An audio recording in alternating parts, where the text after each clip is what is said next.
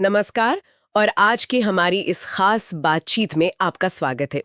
आज हम एक ऐसे इंसान की दुनिया में उतर रहे हैं जो सिर्फ एक गायक नहीं थे, वो एक कह सकते हैं सांस्कृतिक प्रतीक थे, एक जबरदस्त आवाज।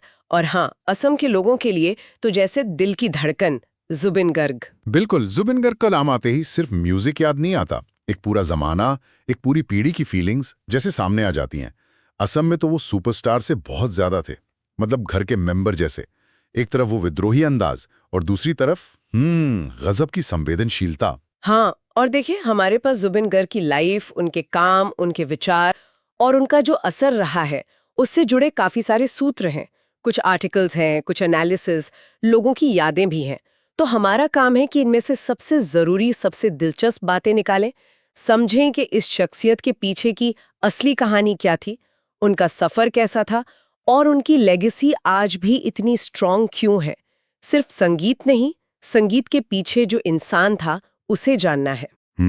और ये समझना भी जरूरी है कि कोई एक व्यक्ति अपनी आर्ट के जरिए समाज पर, पॉलिटिक्स पर, कल्चर पर इतना गहरा असर कैसे डाल सकता है।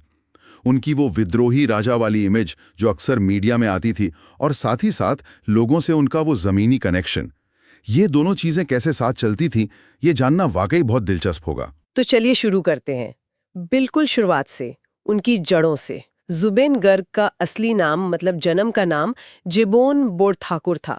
जन्म हुआ मेघालय के तुरा में, लेकिन पले बढ़े असम के जोरहाट शहर में। कहते हैं ना, माहौल का बहुत असर होता है। बिल्कुल होता है जी। और उनके केस में तो घर का माहौल ही पूरा म्यूजिकल था।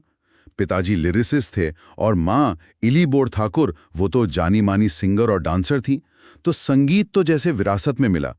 सुना है बचपन से ही घर के फंक्शंस में गाते थे और टैलेंट जल्दी दिख गया था। सिर्फ गाते नहीं थे, तबला, दूसरे इंस्ट्रूमेंट्स भी बजा लेते थे। आवाज में बचपन से ही एक, क्या कहते हैं, एक अलग सी कशिश थी, एक बेफिक्री वाला अंदाज। और फिर वो टाइम आया 90s की शुरुआत। ये नौजवान जुबिन बोरठाकुर गुवाहाटी पहुंचता है, कंधे पर कीबोर्ड। और ये वो वक्त था जब असमिया म्यूजिक थोड़ा थोड़ा ठहरावा सा लग रहा था। ट्रेडिशनल फोक था, पर यूथ को कुछ नया चाहिए था। हाँ, सही कहा। असमिया म्यूजिक इंडस्ट्री उस वक्त एक तरह के, मतलब, ट्रांजिशन में थी। पुराने आर्टिस्ट थे, लेकिन नई पीढ़ी को कनेक्ट करने वाली कोई ताज़ा आवाज़, कोई नया स्टाइल नहीं दिख रहा था। और तभी जुबिन ने एंट्री मारी, आती जैसे धमाका कर दिया। सबसे बड़ी चीज़ थी उनका फ्यूजन। असम का ट्रेडिशनल फोक, बिहू के रिदम्स, उसको modern rock, pop, electronic sounds के साथ मिला दिया।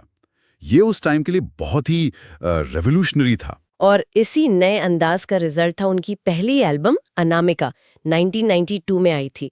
ये एल्बम तो जैसे जैसे एक तूफान ले आई। गाने जैसे गाने की आने या माया, अरे ये सिर्फ गाने नहीं थे, ये उस जनरेशन का एंथम बन गए थे। कॉलेज फेस्ट से लेकर घरों तक बस यही बज रहा था। उसने न सिर्फ जुबिन को रातों रात स्टार बनाया, बल्कि असमिया म्यूजिक की डायरेक्शन ही बदल दी। यूथ को लगा कि हाँ भाई, हमारी अपनी भाषा में भी ऐसा म्यूजिक बन सकता है जो मॉडर्न हो, एनर्जेटिक हो और जिसकी जड़ें अपनी जमीन में हो।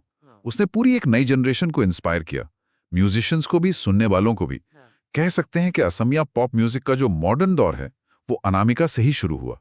असम में तो वो छा ही चुके थे, लेकिन फिर एक गाना आया जिसने उन्हें पूरे देश में, मतलब पैन इंडिया पहचान दिला दी।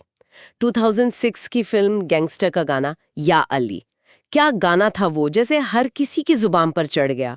या अली तो एक अलग ही लेवल की चीज थी। बिल्कुल। उसकी धुन, जुबिन की आवाज का वो दर्द, वो सूफियाना टच, लोगों को बस भा गया।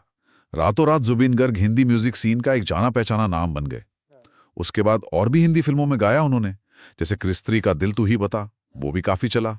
बॉलीवुड ने उन्हें हाथों हाथ लिया। हाँ, लेकिन यहाँ कहानी में एक इंटरेस्टिंग मोड़ आता है।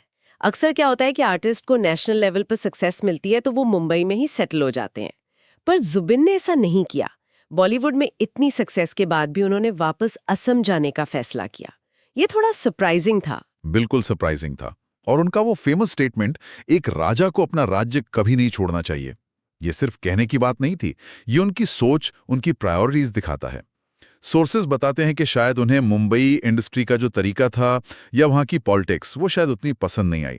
लेकिन उससे भी ज्यादा जरूरी बात यह थी कि उनका दिल हमेशा असम में ही लगा रहा। उन्हें लगता था कि उनकी असली जिम्मेदारी अपनी भाषा, अपनी संस्कृति, अपने लोगों के लिए है। ये फैसला उनके कैरेक्टर के बारे में बहुत कुछ कहता है ना। नेशनल फेम की चकाचौंध छोड़कर वापस अपनी जड़ों की तरफ जाना, और लौटकर उन्होंने सिर्फ गाया ही नहीं, असामिया एंटरटेनमेंट वर्ल्ड के लिए बहुत कुछ किया उन्होंने। हाँ, उनका कंट्रीब्यूशन सिर्फ सिंगिंग तक नहीं था, बिल्कुल नहीं। उन्होंने 150 से ज्यादा फिल्मों के लिए म्यूजिक दिया, गाने लिखे, और यही नहीं, करीब 27 फिल्मों को डायरेक्ट भी किया है। ये आंकड़े बताते हैं कि वो किस हद तक असमिया सिनेमा और म्यूजिक में इन्वॉल्व थे। कई लोग तो मानते हैं कि एक टाइम पर जब असमिया फिल्म इंडस्ट्री स्ट्रगल कर रही थी, तब जुबिन ने अकेले दम पर उसे जैसे संभाला, रिवाइव किया। न सिर्फ अपनी फिल्मों में पैसा लगाया, बल्कि नए टैलेंट को भी खूब मौके दिए। ये तो उनके काम की बात हुई, लेकिन जुबिन गर्ग की पर्सनैलिटी भी उतनी ही मल्टीलेयर्ड और इंटरेस्टिंग थी। उनको समझना आसान नहीं था। एक तरफ तो वो बेहद बोल्ड, बिंदास, मुंहफट लगते थे, जो किसी से भी भिड़ने से डरते नहीं थे। और दूसरी तरफ उनमें एक गहरी सेंसिटिविटी और जेनरोसिटी भी थी। वो गरीबों की, जरूरतमंदों की मदद के लिए हमेशा आगे रहते थे। जानवरों से बहुत प्यार था उन्हें। कई किस्से हैं उनके जानवरों को रेस्क्यू करने के, उनकी देखभाल करने के। उनकी ये बेबाकी कभी कभी कंट्रोवर्सी भी खड़ी कर देती थी, पर लोग उनकी ईमानदारी की इज्जत करते थे। वो जो दिल में होता था वही जुबान पर, कोई फिल्टर नहीं, कोई दिखावा नहीं। और यही बेबाकी उनकी सोशल और पॉलिटिकल एक्टिविज्म में भी दिखती थी। वो कभी भी नाइंसाफी या गलत बातों पर चुप नहीं रहते थे। चाहे वो सरकार हो या समाज की पुरानी सोच, वो खुलकर आवाज उठाते थे। बिल्कुल, वो सोशल हिपोक्रेसी पर सीधा अटैक करते थे। जैसे नागरिकता संशोधन अधिनियम यानी सीएए, जो सिटीजनशिप रूल से जुड़ा कानून है, उसको लेकर उनका स्ट्रॉन्ग अपोजिशन सब जानते हैं। उन्होंने स्टेज से, अपने गानों से, हर तरह से उसका विरोध किया। उनकी एक इमेज ही बन गई थी कि ये बंदा किसी से नहीं डरता, ना पॉलिटिशियन से, ना किसी पावरफुल ग्रुप से, यहां तक कि उल्फा जैसे संगठनों को भी वो स्टेज से चैलेंज कर देते थे। ये निडरता ही उनकी पहचान का एक बड़ा हिस्सा थी। लेकिन इस रेबल इमेज के पीछे एक बहुत नर्म दिल इंसान भी छुपा था। ये कॉन्ट्रास्ट ही शायद उन्हें इतना ह्यूमन बनाता था। परिवार के लिए उनका गहरा लगाव, दोस्तों के लिए कुछ भी कर गुजरने का जज्बा, ये साइड भी उनकी पर्सनालिटी का अहम हिस्सा था। और इसी कॉन्टेक्स्ट में उनका नाम बदलना भी सिग्निफिकेंट हो जाता है। जुबिन बोरथाकुर से जुबिन गर्ग बनना। उन्होंने अपना ब्राह्मण सरनेम बोरथाकुर हटा दिया। वो कहते थे कि वो किसी जाति या धर्म की पहचान में बंधना नहीं चाहते। उनका धर्म मानवता का धर्म है। ये स्टेप उनकी प्रोग्रेसिव सोच और हिम्मत दिखाता है। फेम के पीक पर अपनी आइडेंटिटी का एक हिस्सा छोड़ देना, सिर्फ इसलिए कि वो आपके प्रिंसिपल से मैच नहीं करता। शायद यही सब वजह थी कि वो लाखों लोगों के दिलों में बस गए थे। वो सिर्फ एक सिंगर या स्टार नहीं थे, वो लोगों को अपने लगते थे। उनकी बातों में, उनके गानों में, उनके गुस्से में, उनकी दरियादिली में लोगों को अपनी भावनाएं दिखती थीं। वो उनके सपनों की, उनके स्ट्रगल्स की, उनकी खुशियों और गमों की आवाज बन गए थे। ये कनेक्शन बहुत गहरा था, बहुत ज्यादा। वो स्टेज पर होते थे तो हजारों, लाखों की भीड़ उनके साथ झूमती थी, गाती थी, रोती थी। वो लोगों से डायरेक्ट बात करते थे, उनकी भाषा में, उनके स्टाइल में। उनकी आर्ट सिर्फ एंटरटेनमेंट नहीं थी, वो एक तरह का सोशल डायलॉग भी था। वो लोगों की नब्ज समझते थे और लोग उनकी सच्चाई को महसूस करते थे। और फिर सितंबर 2025 में वो दुखद खबर आई, जिसने सबको हिला के रख दिया। उनके निधन की खबर। असम और पूरे नॉर्थ ईस्ट में जैसे शोक की लहर दौड़ गई। ऐसा लगा जैसे लोगों ने अपना कोई बहुत बहुत करीबी खो दिया हो। हाँ, वो सीन अविश्वसनीय था। लाखों लोग सड़कों पर थे उन्हें आखिरी विदाई देने। गुवाहाटी में उनके फ्यूनरल के वक्त जो जनसैलाब था, वैसा शायद ही पहले कभी देखा गया हो। यह सिर्फ एक आर्टिस्ट के लिए क्रेज नहीं था, ये उस बॉन्ड का सबूत था जो जुबीन ने लाखों लोगों के साथ बनाया था। सवाल उठता है कि आखिर उन्हें इतना प्यार क्यों मिला? ये एक बहुत अहम सवाल है। क्या वजह थी इस जबरदस्त अपनेपन की?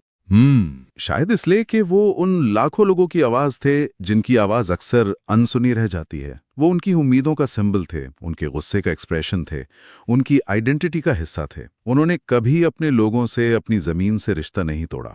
उनकी कला में ईमानदारी थी और उनकी जिंदगी में हिम्मत। उनका संगीत, उनकी फिल्में, उनकी बातें, उनका वो बिंदास अंदाज, ये सब मिलकर एक ऐसी लेगेसी बनाते हैं जो सिर्फ असम तक ही नहीं है, बल्कि हर उस इंसान के लिए मायने रखती है जो अपनी जड़ों से प्यार करता है और सच बोलने की हिम्मत रखता है। तो आज की इस पूरी बातचीत को अगर हम समेटें, जुबिन गर्ग एक व्यक्ति से कहीं ज्यादा थे। एक प्रतीक थे, एक टैलेंटेड म्यूजिशियन, एक एक्सपेरिमेंटल फिल्म मेकर, एक निडर सोशल एक्टिविस्ट और सबसे बढ़कर असमिया कल्चर और आइडेंटिटी की एक बुलंद आवाज। उन्होंने ये साबित किया कि आर्ट सिर्फ एंटरटेनमेंट नहीं है, बल्कि बदलाव का एक पावरफुल जरिया भी हो सकती है। बिल्कुल। और सुनने वालों के लिए इस कहानी में सोचने के लिए कई चीजें हैं। ये कहानी हमें दिखाती है कि कल्चरल आइकॉन कैसे बनते हैं और उनका समाज पर क्या इम्पैक्ट होता है। ये हमें रीजनल आर्टिस्ट की ताकत और उनके चैलेंजेस, जैसे नेशनल वर्सेस रीजनल आइडेंटिटी, इसको समझने में मदद करती है। और हाँ, ये आर्ट और एक्टिविज्म के बीच का जो गहरा रिश्ता है, उसे भी हाईलाइट करती है। और जाते जाते एक सवाल शायद हम सबके जहन में छोड़ सकते हैं। जुबिन गर्ग की कहानी एक कलाकार, उसकी जड़ों और उसके ऑडियंस के बीच के उस अटूट इमोशनल और कभी-कभी कॉम्प्लेक्स रिश्ते के बारे में क्या सिखाती है? कैसे एक ही इंसान अपने अंदर इतने कॉन्ट्रडिक्शंस को समेट सकता है, इतना इंटेंस रिबेलियन भी और उतनी ही गहरी करुणा भी, और फिर भी लाखों लोगों के लिए इंस्पिरेशन बन सकता है। ये वाकई एक गहरा सवाल है। इस पर सोचने से हमें शायद आर्ट, सोसाइटी और ह्यूमन नेचर के बारे में कुछ नई चीजें समझ आ सकती हैं। जुबिन गर्ग की जिंदगी एक खुली किताब की तरह है, जिसमें पढ़ने और सीखने के लिए बहुत कुछ है।